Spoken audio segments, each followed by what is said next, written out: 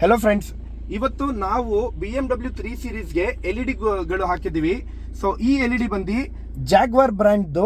So performance ತೋರಿಸ್ಕೊಡ್ತೀನಿ ನೋಡಿ.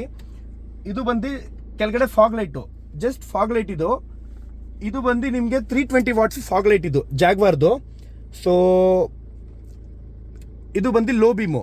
So ತಾವು ನೋಡ್ಬೋದು ಯಾವ ಥರ ಥ್ರೋ ಹೋಗ್ತಾ ಇದೆ ಅಂತ. ಸೊ ಇದು ಬಂದು ಹೈ ಬೀಮು. ತಾವು ನೋಡ್ಬೋದು ಹೈ ಬೀಮ್ ಪವರು.